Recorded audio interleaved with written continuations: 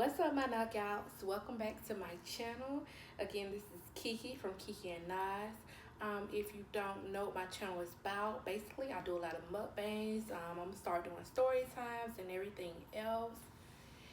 If you would like, could you go ahead and hit that thumbs up, like this video, comment down below and let me know what you would like to see next, as well as hit that subscribe button so that you could be a lovely knockout today.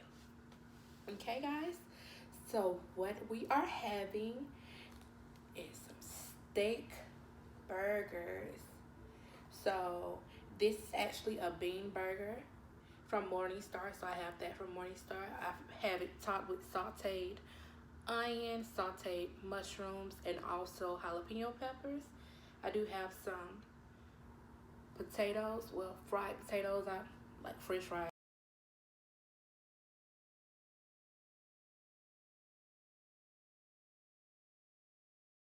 Topping it with my A1 sauce, and I have some core water. Okay, and today is actually a story time. So today's a story time, and it's about me actually giving birth to Nazir, my baby boy, my 6-month-old. But before we go ahead and get into the story time, let's go ahead and dig in. Let's say grace first, of course. Heavenly Father, thank you for this food that we're all about to receive in our bodies. Let it be for the nourishment of our bodies. In Jesus' mighty name we pray, amen. Amen. Let's see here.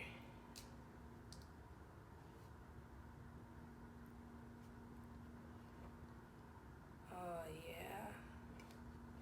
And I made these myself.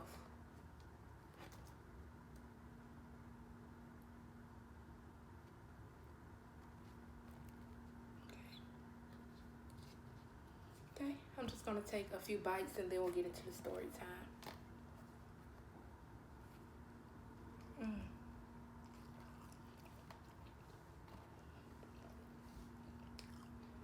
Mmm.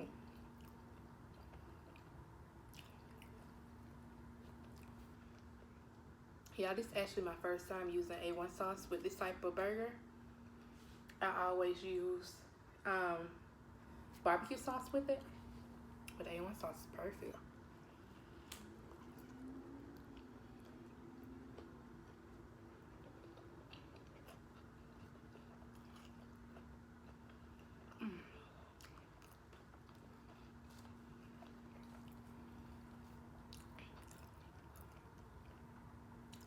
And I actually ran out of buns, so I had to use what I had in the house, which actually looks perfect with it.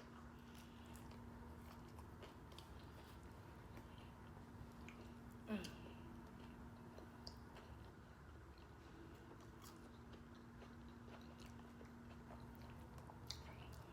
Mm, mm, mm.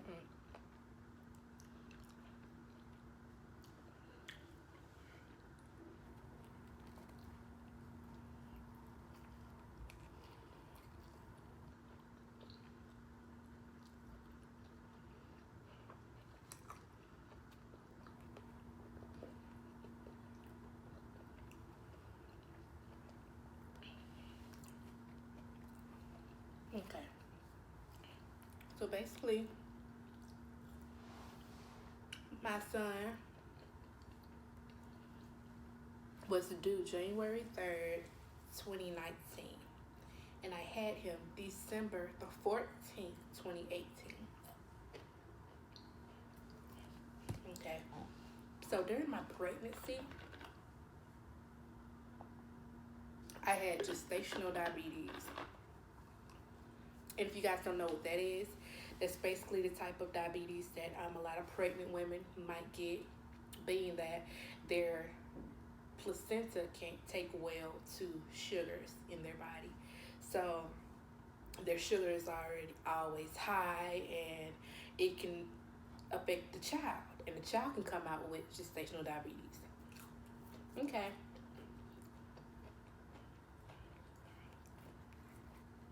So I was going to a specialist, and then they were saying that I was really overweight, which I'm not that overweight, but I was going to a specialist, to keep track on my gestational diabetes and my baby's growth and everything. And every single time they put me on them, I went to the doctor 2 to 3 times every week. And every single time they put me on the monitor, I did stress tests.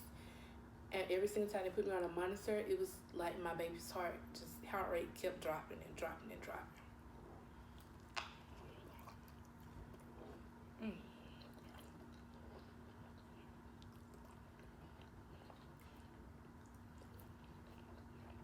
And nobody could tell me why. Nobody knew. They'll send me, the specialist will send me back to my OBGYN. They'll monitor me for another hour or so and send me right back home.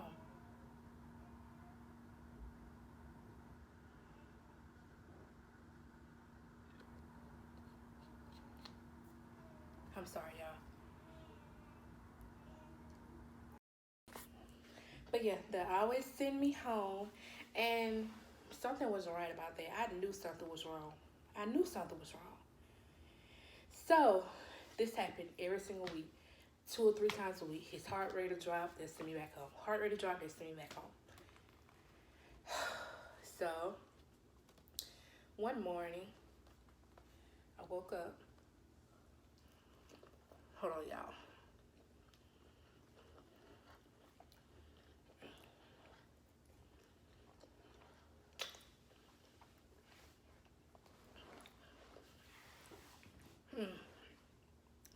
So one morning, I woke up and my child's father was over my house. We was talking and I was trying to let him know. I don't feel him moving. I really don't feel him moving. Okay. So he told me if I feel strange, go to the hospital. And if I wanted to wait it out, I can wait it out, because I knew him. I knew my body. I knew my baby. So hours went by. He left, and hours went by, and I was feeling no movement whatsoever. So what I did was, I went to McDonald's. I got a caramel frappe, and I drank that, and I headed to the hospital. So when we got to the hospital, they saw on the monitor where he was moving. He was moving, but his heart rate was dropping tremendously. Like, it just kept dropping tremendously. And they could not bring it back up. So my OBGYN came in there. He gave me some sugar water, as he calls it. My baby heart rate shot up. Okay? They told me, okay, so you can go home. You'll be all right. You can go home. Your due date isn't until the 3rd, so you're all right. I just hit 37 weeks in one day. And at that hospital, you have to be 36 weeks in order for them to actually, what it's called? You know what I mean. I'll put it down there. But, so, induce you. So, he checked. So, then, as soon as he left out the room, because they can monitor it on the screen without actually being in the room.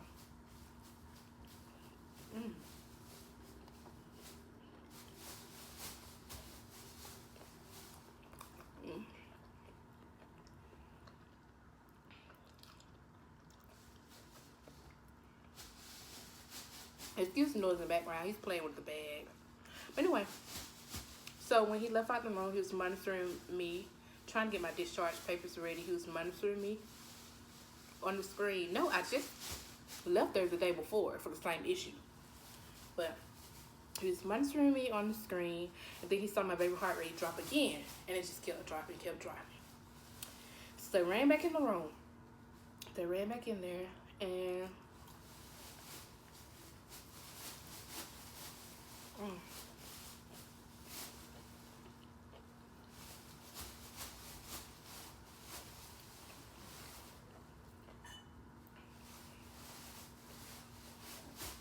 and they checked to see if I dilated. I'm sorry.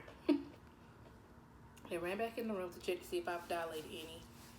And I have not dilated at all. Not even half a centimeter, nothing. So, being that I haven't dilated, they were scared to actually induce me because they thought the pressure or the time that it would take for me to actually dilate, that it might kill my baby.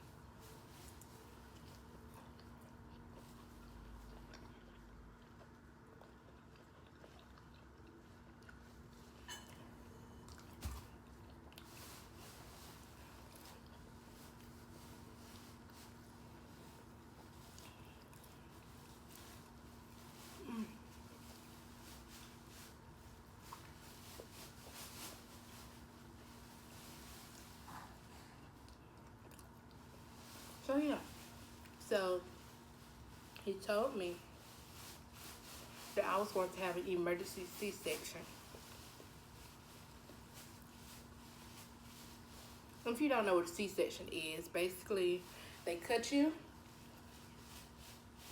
and they take the baby out that way. So I don't have to push, I don't have to do anything, they take the baby out that way.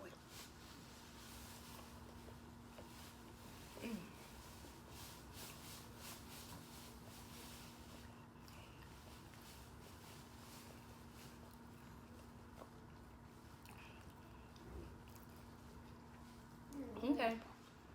So they told me I was gonna have an emergency C-section. They was gonna get my paperwork together, and as soon as I got my paperwork together, I was gonna get it done. I called everybody. Everybody lives an hour away from where I live. My son's father and my sisters, they all live an hour away. So I told them about it, and right after I called them, they took me in the room to do it, and it was just like that. Mm.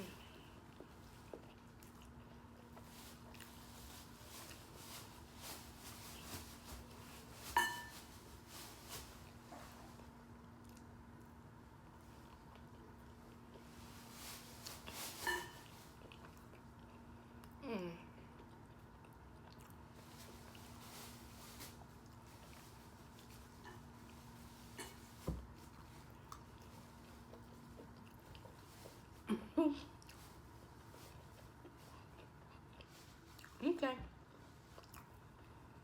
So I go in there. I'm already shaking. I was hyperventilating. I feel like I was going to pass out.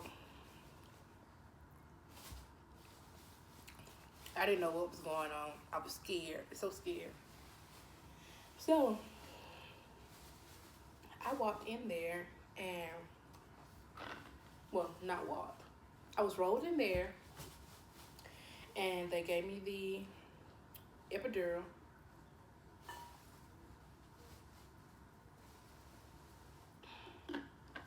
Gave me epidural. They laid me down because I was completely numb. They laid me down and I could not breathe. I was on the table. I could not breathe. I was telling them I couldn't breathe. Well, I couldn't really tell them. Nothing was coming out my mouth. So they put a mask on me and I was just in there just shaking real bad. And then they pulled him out. I didn't even know that they pulled him out. I was so out of it that they had to tell me that they were done.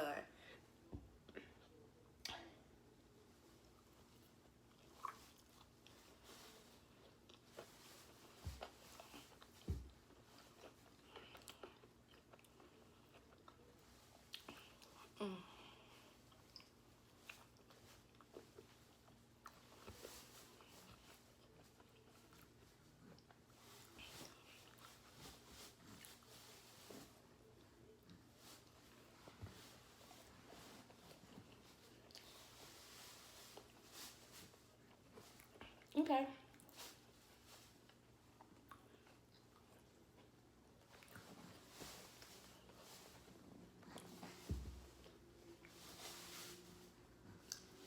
So after that, they rolled me in my room. My baby was like, he was purple.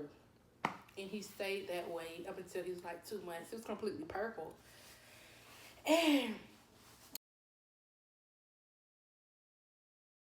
but basically, my baby, I had an enlarged cord. The cord that goes to the placenta to the baby. I had an enlarged cord. And they was letting me know that the moment that my water have broken, if it would have broken, let's say it would have broken when I left the hospital and went home.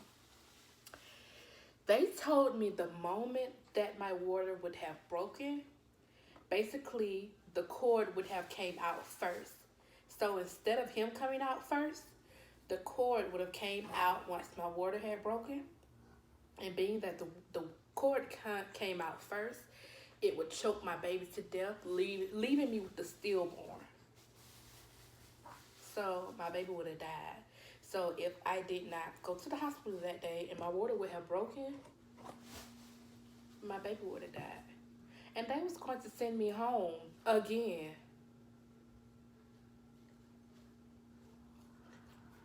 I don't know. They were so adamant on sending me home.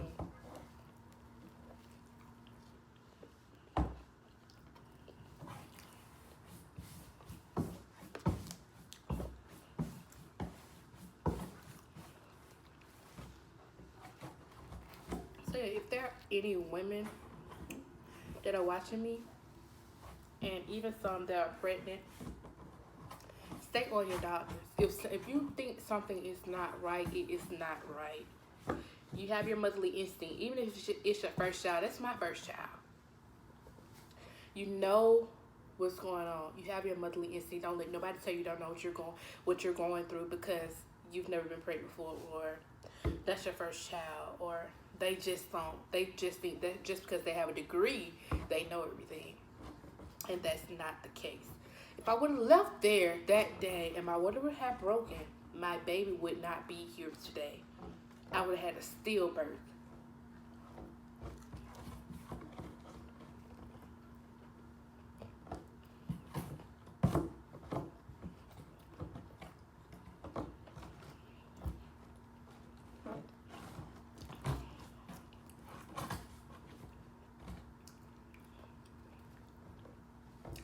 And I'm so glad he's here because he is my miracle child now. He's my miracle child. He don't even supposed to be here, but he's here.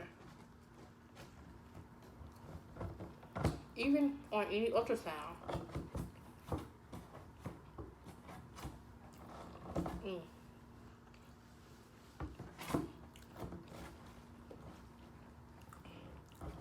Even on all the ultrasounds, they did not tell me that that was the case. They did not even see it on the ultrasounds at all. So yeah, go with your first, instinct. And my baby, he was born, he was 5 pounds, 13 ounces. 5 pounds, 13 ounces. So he's pretty small, but he was healthy. Nothing was wrong with him. And he's here today. Weighing a whopping 16 pounds.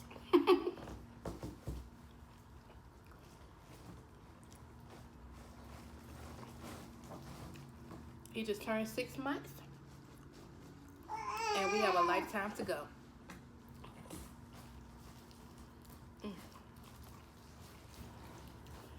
Say hey to our knockouts, baby.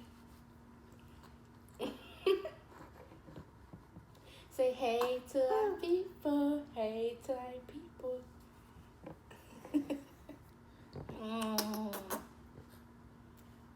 But yeah, this is my baby. And now I can't see life without him.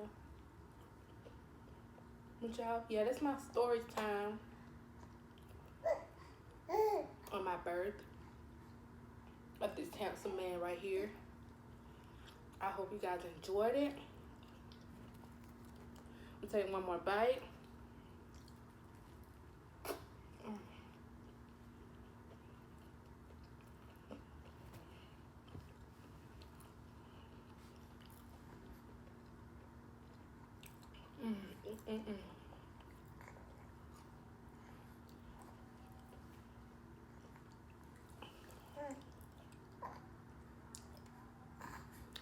And we'll see you in the next video. Once again, my name is Kiki. This is Nas from Keke and Nas. Go ahead and hit that like button if you did like my story time, my mukbang today. Also, comment down below and let me know your thoughts and opinions, as well as if you're not a knockout, go ahead and hit the subscribe button so that you could be a knockout today. Peace.